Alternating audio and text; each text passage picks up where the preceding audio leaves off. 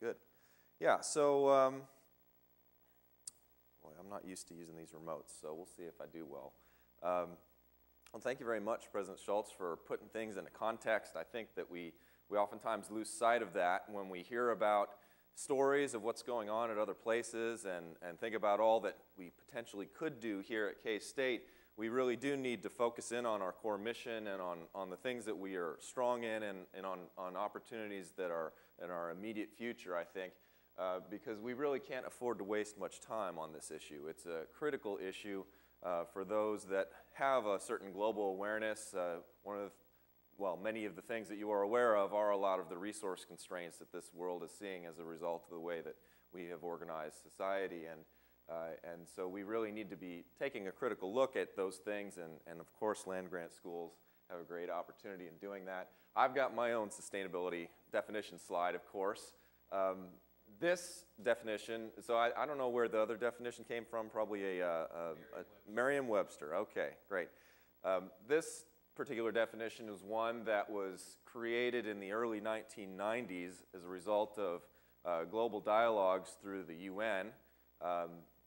And it really it tries to encapsulate this reflection on needs, and I think that's something that we continually need to do, and it will be a part of what I talk about for the Sustainability Task Force, some of what we tried to do. But anyway, sustainability is about meeting the needs of the present while not inhibiting the ability of future generations to meet their needs.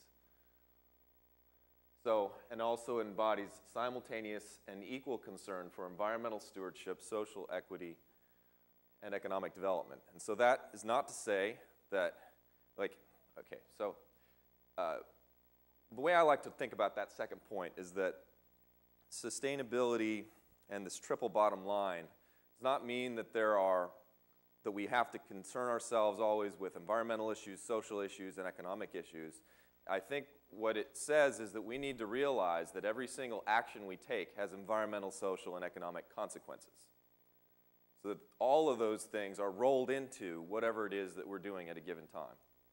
And that we need to be aware of that and the relationship between those different sides or lenses of whatever activities are going on.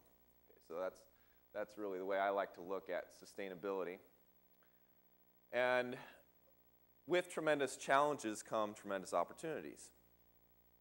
There's the green jobs movement, which the Obama administration has been interested in as a new growth area for the economy. So this is an area where we can do good for the economy at the same time as we're doing well for people, at the same time as we're doing well for the planet. Can environmental and social initiatives reduce the power of unsavory regimes? That's an interesting.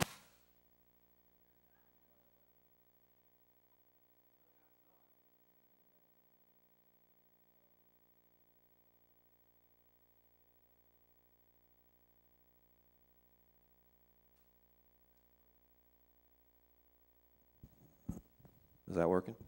Good. Sweet. All right. Perhaps I'll put it in my pocket this time. Okay. I just put that little dot up there about unsavory regimes just to give you a sense of some of the social side, perhaps, of sustainability issues, that our system of resource use is certainly tied to geopolitical issues. It's tied to the fates of developing nations. It's tied to a lot of things, and that's the social component of sustainability. Can we develop environmentally, socially, and economically in ways that are win-win-win? And that is really what we have to focus on, I think. And then also there are multiple scales of impacts. So there are global issues. Clearly global warming is one of these global issues. Biogeochemical cycles like the nitrogen cycle and so forth being disrupted. These are global issues, but there are also regional, national, and even statewide issues. So, and of course, what does higher education have to do with any of this? Well, I'm going to run through a couple slides here of some universities that have already made this really a core feature of what they're up to, and to give you a sense of the different kinds of institutional responses to these issues that universities have had. At Arizona State University, they've created a global institute for sustainability with its own building and that sort of thing. That, in a way, and this is an interdisciplinary institute, it probably is something akin to the approach K-State has taken with its leadership studies program. It has its own majors and minors. I think it even has a graduate program that they've developed. And yes, a graduate school, undergraduate programs, K through 12 programming as well. So this is a strong research and academic focus with a strong on-campus presence in the form of a building.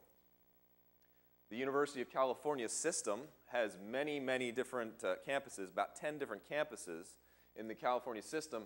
They have an advisor to the president of all those campuses in the president's office that all he does is he works with all of the sustainability directors like myself at all the different campuses, figuring out who's doing great in what areas and then figuring out how to emulate that throughout the system. So benchmarking based upon the high performers in each of those various institutions and in many different ways through their on-campus activities.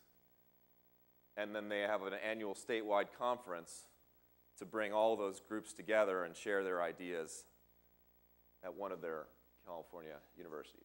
Yale University has taken a strong role in networking. Not only are they working hard on their on-campus activities, but they have forged different alliances at different scales. There's a Northeast Campus Sustainability Consortium where a lot of universities in the Northeast are meeting on a quarterly basis to share their best practices and what they're up to. There's the Ivy Plus Sustainability Working Group, mostly the Ivy Leagues in the Northeast as well, because they have a particular kind of common traditions and background. And then they've been instrumental in helping forge the International Alliance of Research Universities. These are the top research universities of the world internationally that are all coordinating and learning from each other about their common struggles in terms of sustainability, conference organizing, other collaborations. So that's a collaborative networking model. The University of Florida has taken some very strong stands in their on-campus performance. In particular, creating a carbon-neutral football season. And that includes all tailgating and travel of teams and spectators, creating an carbon offset system where it's built into the price of the ticket that tailgaters will have their emissions from travel to the stadium offset, and that the actual football program itself, the operation of the athletics department, is carbon neutral as well. They have several majors in sustainability, over 100 different courses, and they've committed to becoming a zero-waste campus by 2015 and currently divert 35% of their waste to recycling. Zero waste is where you take everything that would be waste and either recycle it or compost it. There is no trash. And they've gone through their own 6-month collaborative visioning process. Michigan State is a land-grant school that's thus been on this track of planning and working for about 10 years, so they're farther along than most of the other land-grant schools. They've got the lowest electrical consumption per square foot in the Big Ten, 5 times more sustainability courses than in 2000. I think that might be a little bit disingenuous because if they only had 1 in 2000, they could have 5 now, and I don't really know much about that. But anyway, they're working on biomass substitution for their coal plant on campus, and they're committed to LEED standards for all new buildings. And what I like about their program is they have a certification program for all their different departments. So they've said, here are some guidelines, and if you follow these guidelines, we'll certify you as being a green steward or a sustainable department or something like that. And that's been a way that they've gotten their various departments to get on board. And then they've done some comprehensive ecological footprinting of all the secondary impacts, because we can focus on measuring things on campus, but there's so much that the university does that's outside the borders here that we would want to understand.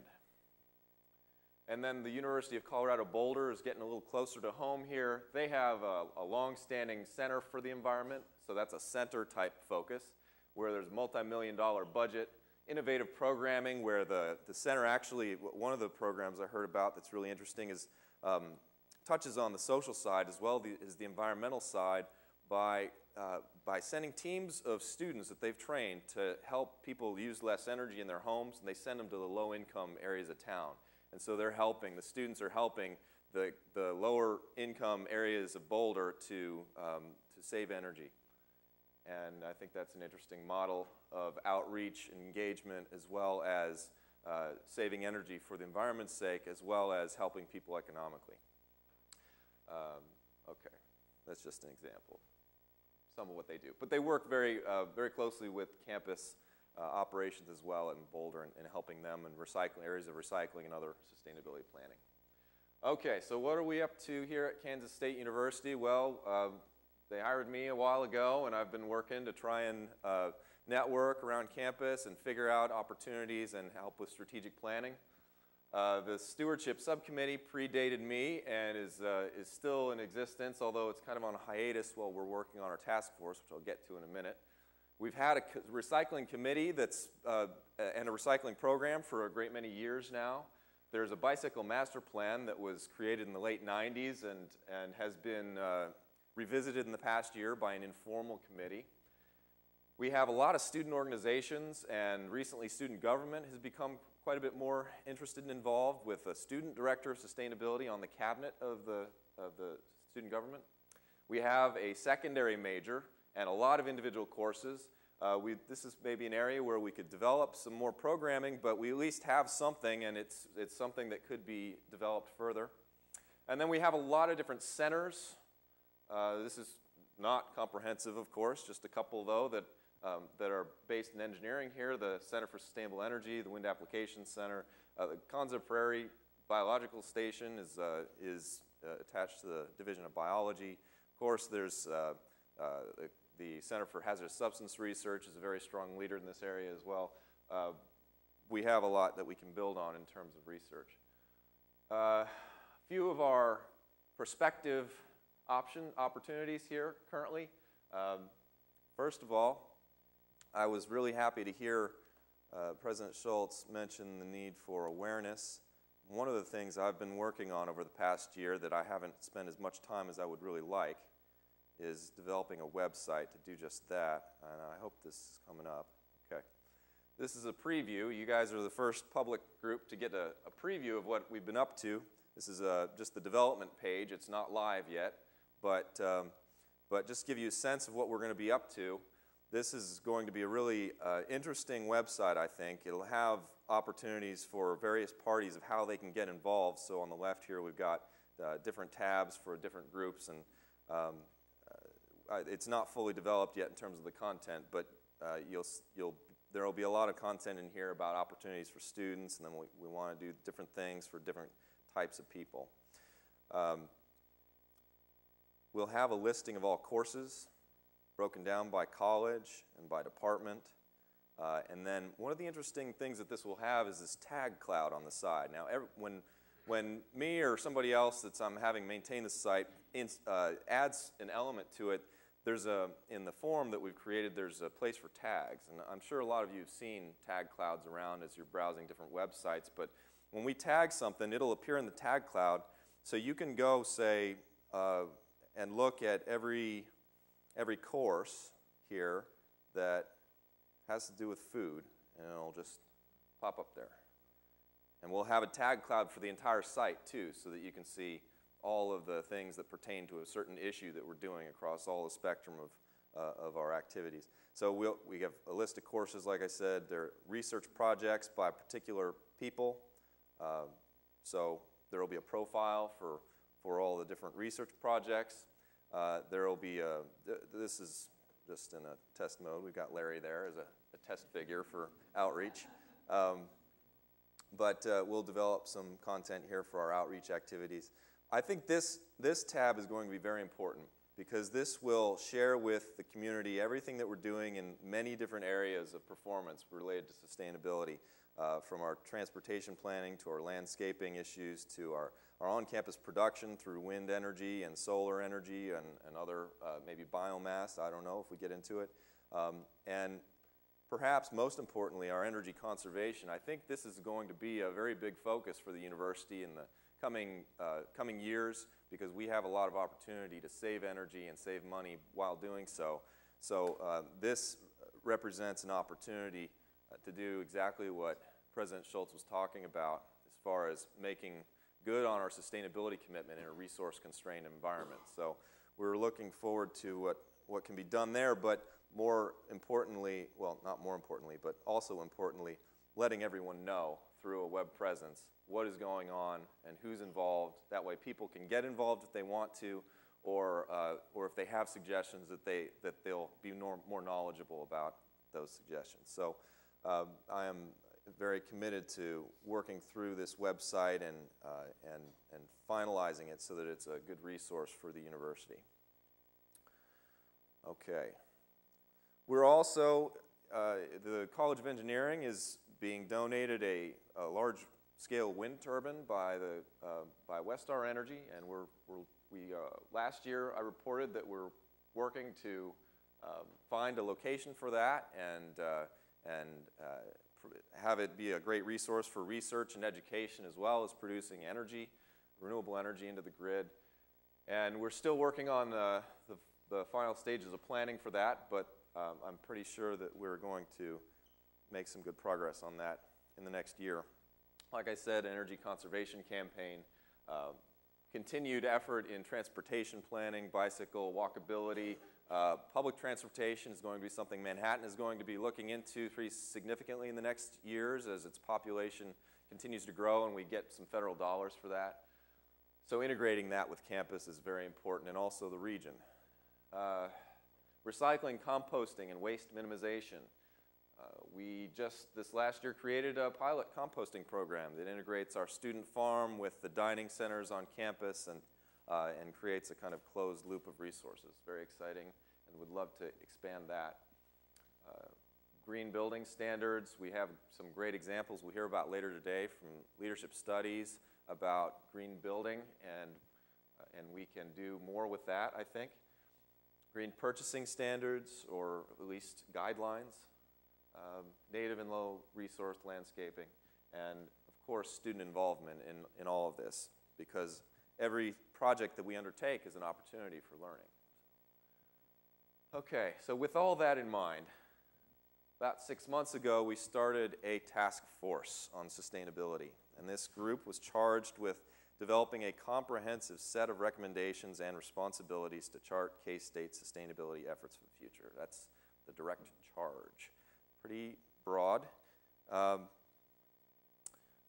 It was created in December 2008, expected to produce a report about now, and in line with that charge, we met aggressively throughout the spring. The task force did, about 35 members from different areas of campus, and have struggled mightily, but I think we are very close to producing a report that will be very helpful for trying to put a little meat on the bones of what we could be doing here that builds on our strengths.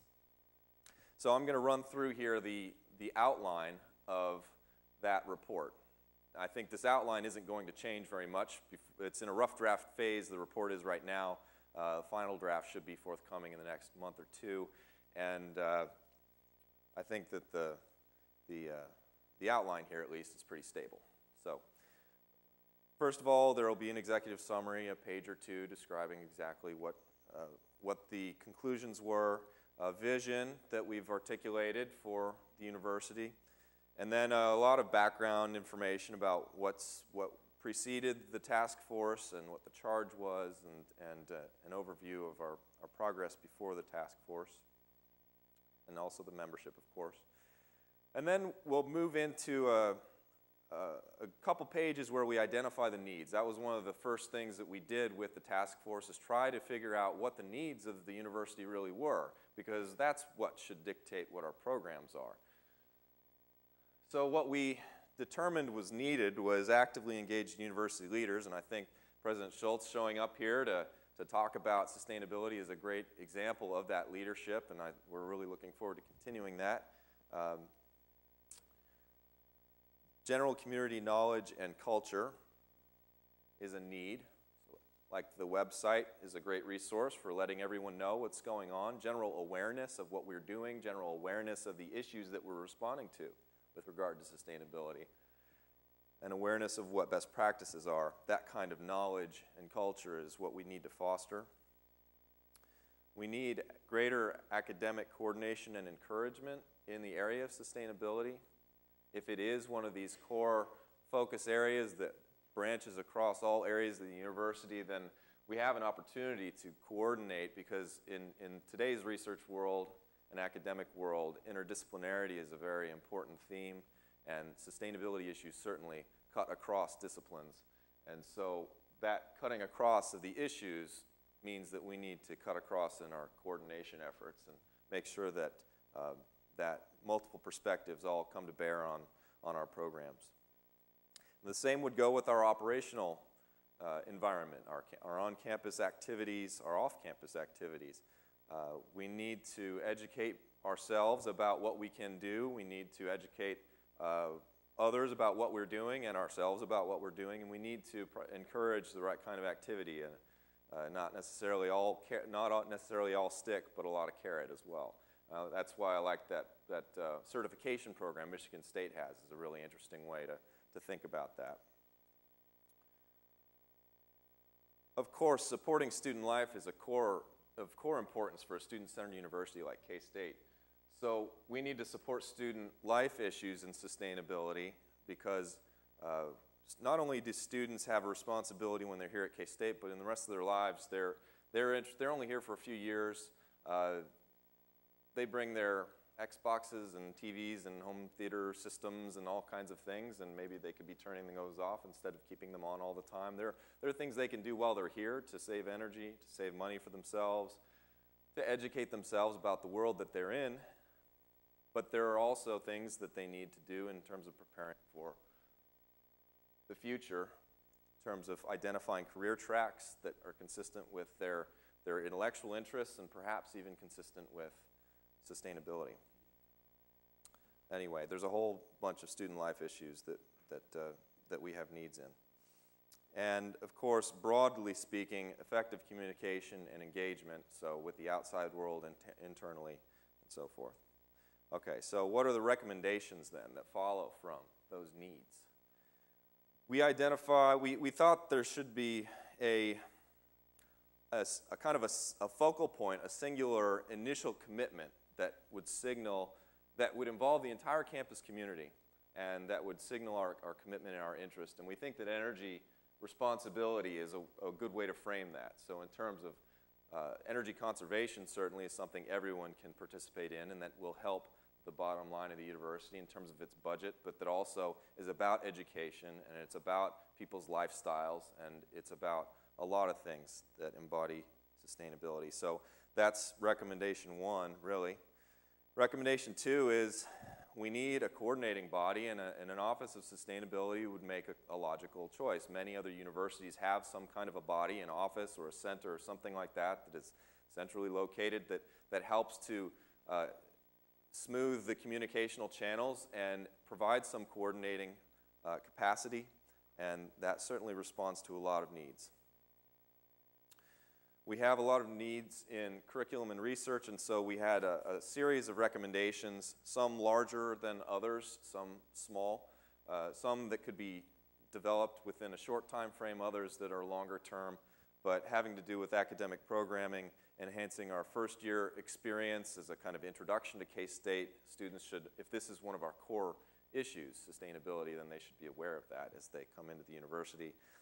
Introductory course is a recommendation that would serve as part of our general education efforts, that every student should know something about sustainability, and some kind of a course might be valuable there. Structural support for research, and I think this is kind of tied to this commons resources idea, whereby it might be useful to have a central place where people can gather and develop research proposals. They can develop the intellectual capacity to pursue our research mission. And incentives for faculty participation. So this development and sustainability will not happen in a vacuum. We need to encourage and in some ways potentially reward faculty for their efforts in this area. In terms of operations, a lot of, again, some very specific recommendations, others more general, some short-term, others long-term. Green purchasing being one area, planning and management, strategic planning certainly is an important area for sustainability efforts. Our master plan as far as campus layout, That's should be a central theme in our master planning. Our management capacity. So the university is run by people, and those people need to know what sustainability is all about, what their opportunities are, what ways they can learn from other universities how to incentivize the various people who operate various parts of the campus in ways that are sustainable in an operational sense as well as in a resource sense. That is sustainable in terms of the people know-how and not part of just a unique program that will flounder after a short spurt of interest. Policies and procedures. Our recycling committee could be a much broader committee based on waste management generally, waste minimization and composting being additional components to recycling. Our campus utilities, we could use less of them. We could substitute uses. We could use some more renewable energy than we have right now, perhaps. And transportation options. So really, you're seeing some of the same themes over and over here. I don't think that really there's any true magic to sustainability developments on campus, but we need to perform in each of these areas very well. Okay, so then another area of recommendations is in terms of on-campus events, and that speaks to the issue of awareness. So campus speakers, our sustainability conference is a great, we initiated an annual conference last year. We're looking forward to the following one this year. There are also student-led programs. All those student organizations I mentioned earlier all have their own programming, and recognizing excellence throughout the university. High flyers in operations and research, the student leaders, and so forth. Very important to recognize performance. And I think this is, well, no, we have H. We go all the way to H, don't we? Okay, so engagement. Obviously, part of the important role of the university, and the reason it has such an important role in the future, is that it is engaged, that it is out there, that it is connecting with the issues of Kansas and the Midwest and the nation and the world. And so our connections with various resources, with various people, with various partners are very important. So from alumni to other kinds of donors and the business community. And F5, that Sustainability Networks thing, kind of talks to the issue of what I was talking about with Yale, how they've reached out and collaborated with other universities. So there are networks out there that we can work with. And while we want to be a leader, we also at the same time want to be a partner, because really this is a global movement, and it deserves a little, perhaps a less egoistic approach and a more collaborative, partner-based approach. Okay. Student life. A couple important areas of recommendation include, I think very important these days, is the employment resources, making sure that students are aware of opportunities to go into professions that are related to sustainability, that are related to reducing resource impacts, that are potentially the growth areas of the economy. Internships is another area that we could do better on gathering resources for students to know what their opportunities are. Student orientation, new student orientation, prospective student recruitment is an area I think that we could be more organized on sustainability issues and what we have at the university that is at the disposal and the interest of potential students. And then finally, H is kind of a vague one, but really we need to foster a sense of ethical concern about the earth and about the welfare of others. That is something that is the foundation of sustainability efforts. And so perhaps H should actually be A in terms of the recommendations, because it really is the jumping off point. We can't have much of a conversation with each other if we don't share a common sense of concern about these issues. So that is certainly a need, and there are some recommendations that we have in that area. Okay, and then some wrap-up stuff. So that's just a brief run-through of the report, what it will look like, and we're looking forward to a final draft and having conversations with the various folks throughout campus that are impacted by those kind of specific recommendations about the feasibility of implementing those recommendations. Once again, this is just a set of a laundry list of recommendations that respond to needs, so it's a very thoughtful report, but at the same time, can we actually accomplish any of this? Well, we'll have to see. And so the next steps will be to incorporate edits and suggestions from the task force to submit a final draft to the provost by the beginning of fall semester, if at all possible, and to begin digesting it in the way that a large institution does digest something of this nature. Okay. Right, so the all-encompassing caveat here, depending on synergies with overall strategic planning and budgetary constraints. Okay, now it's time for some audience participation. So how do we build on our successes and strengths as land-grant university in this area? How do we take a leadership stand in the Midwest? I'll start off by giving a little idea here. In January of 2010, we'll have our second sustainability conference. And one thing that we've talked about is making the theme of that sustainability conference about higher education throughout Kansas. So let's invite people from all the universities and colleges throughout Kansas to come to K-State, and we can have conversations about how we can all work together to further the needs of Kansas. How we can build networks within the state that will branch out and impact all areas of the state. That's a very interesting conversation I think we can have, and K-State can provide a leadership role through that conference. So that's something, that's a ball that's kind of already rolling.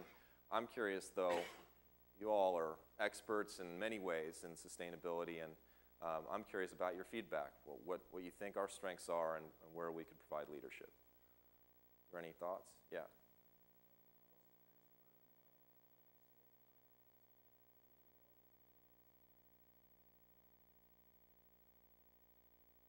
Well, we receive utility reports every month about our utility usage, but we've not done a overall campus energy audit in terms of like carbon footprinting or something like that. Is that what you're talking about?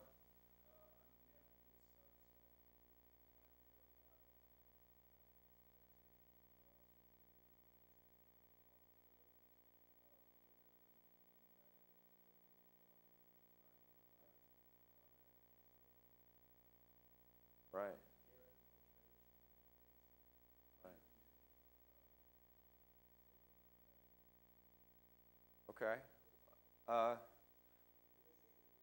Yeah, so the question revolves around our comprehensive energy auditing and trying to identify areas where we could perhaps use less energy, retrofit things, perhaps install new energy provisioning on campus. And we've had different contracts with contractors in the past, ESCO projects, which is a kind of technical term, but basically contractors will come to campus, do some surveying and auditing and figuring out what the opportunities are, and they'll make recommendations, and we may hire them to implement some of those recommendations. Some of that's gone on in the past. I think the last really major one was in the mid-2000s, but that's something that is kind of an ongoing process, needs to be done on an ongoing basis because technologies are constantly changing, because our usage patterns are constantly changing, and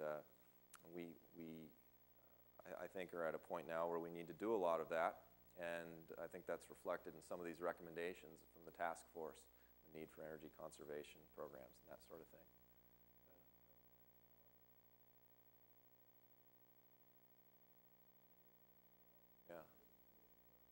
The question is energy auditing a part of our curriculum? And I am not entirely familiar with all of the programs on campus, but I think there are some in engineering that are related to this.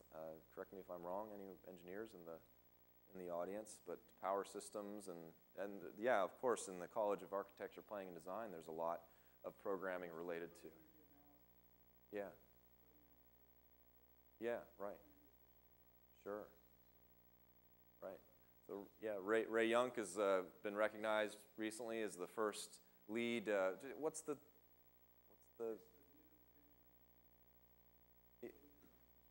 Yeah, building design and construction. Ray Young is the first professor to be certified as that. So we've got some good resources here at K-State along those lines. Are there any other suggestions? Yeah, Susan. Yeah. Sure. Sure.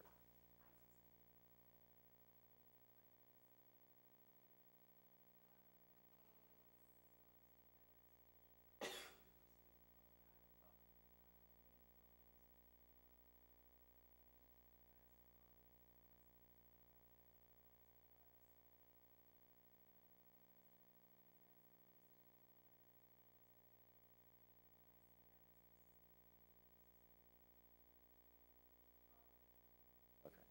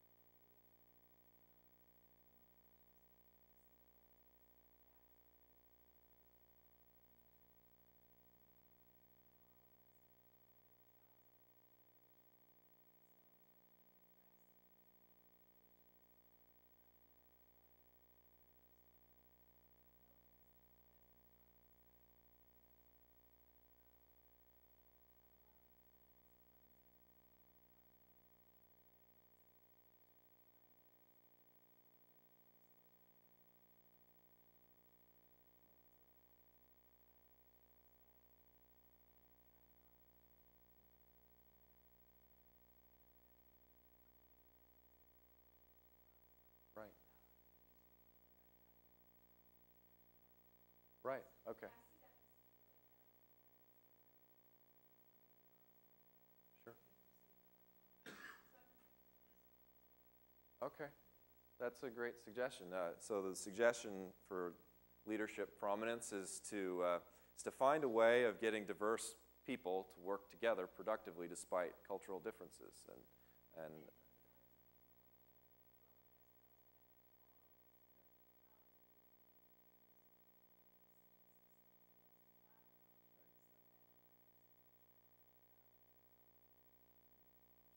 right.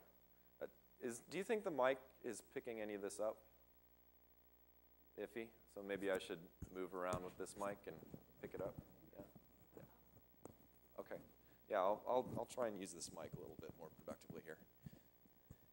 Yeah. And I just had a question. In all the considerations of the committee, can you talk a little bit more about systems analysis and those kinds of methodologies that you're looking at implementing? What do you have in mind in terms of systems analysis? People like Peter Senge and Deming and all these folks that have talked about systems and systems analysis, and it would seem to me that a number of items that you have up there are related to that. Again, kind of going on with Susan's thoughts about a 10 or 20,000 foot level of how we might approach things as a university. Yeah, so that, and I think those examples are kind of organizational systems thinking. These are, yeah, organizational management kind of thinkers. Well, at the American Association for Sustainability in Higher Education conference back in November, one of the keynote speakers was Peter Senge, and I really enjoyed his talk. And I think that nationally and internationally, that kind of thinking is definitely coming into the fold as far as sustainability efforts go. There's been some recent teleconferences nationally about learning from social psychology a little bit and learning how people react to news and messages. Robert Cialdini, I think, is one of the core authors of this kind of approach, and learning what kind of messages work and learning how we are as a human species and how we interact with other people in news, and the message, the form of the message is every bit as important as the content of the message.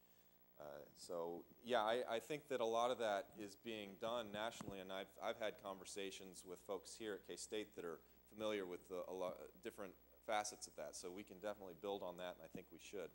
The only way to be truly successful is, I think, to interact with that kind of thinking. I'd like to speak to the first question up there. I think many of the sustainability issues that we deal with need to be addressed on a multidisciplinary cooperative effort, and often it goes beyond one department or unit. And I think the Targeted Excellence program that we've had here at Kansas State University has helped us a lot in our effort to get people from other departments working effectively together. And I think it's good for us to think about the need for taking some of the resources of the university and making them to be spent in a way where people are working cooperatively on multidisciplinary efforts in order for that to go forward. And for example, if we have sustainability as a program that develops along the lines of the leadership studies program, so we get people working cooperatively throughout the university to develop a stronger effort in education as it relates to sustainability, that it probably is going to take some resources that are not sent down to the department level and expected to be shared from there, but rather taken and have some leadership at the senior level to help those things happen. Okay. I think gradually more and more people are going to get involved in sustainability-related issues, and it's very important to keep an update of what activities are going on campus. So you have to have some kind of a plan. Either it could be a self-reporting type of approach where if I'm doing something, I can report it, or there should be some kind of an annual or 6-monthly surveys or something on campus to find out what new things are happening, because that's going to be very important for you to know and get more people engaged in the effort. Well, I think this is an area where the tools of social networking and online cultures can really be brought to bear, and I think that we're trying to test some of that out with this website model. Certainly when people look at that website and they say, hey, I'm doing stuff like some of those folks up there and I'm not on there, they'll contact me and we'll get it on there, and we can tweak the information to reflect the nature of what they're doing, and we can use some of these sophisticated new tools to help in the organization of that content, because it is very complicated information, and sustainability issues like this, they touch on so many areas all at once. An operational program on campus to reduce energy use can relate to student life issues and relate to academic issues in terms of curriculum and research, and because there are service learning opportunities for students that might relate. And anyway, there's just a whole bunch of cross-cuttingness that goes on with any program, and organizing that content, I think, is a real challenge, but I think one challenge that a lot of the new technology, information management technology, is capable of helping us with. So that's a very good suggestion, and I think I'd like to take more of an organic approach than a annual survey or something like that, and we just need this to be constantly updating, like so much that's going on online. It's just my own thought about it.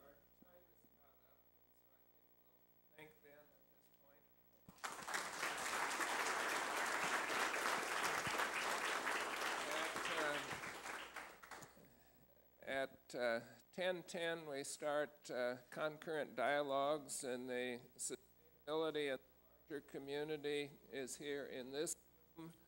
The sustainability leadership is in 9, which is in the Dialog wing of the building. Go in there and turn to your right. The sustainability and academics is in Rathbone 1073, the Pasley Lecture Hall, and so that's across the atrium to the east. There are 2 doors to that. And then the sustainability and decision-making, economy and triple bottom line, long and short term, is in Rathbone 1052, and that's in the east end of Rathbone. You need to go into Rathbone to the east and go to the far side to find that room. We encourage you to attend one of these, and we hope that everybody gets involved and shares their ideas. Again, thank you to both President Schultz and Ben Champion. We've got off to a good start with your presentations.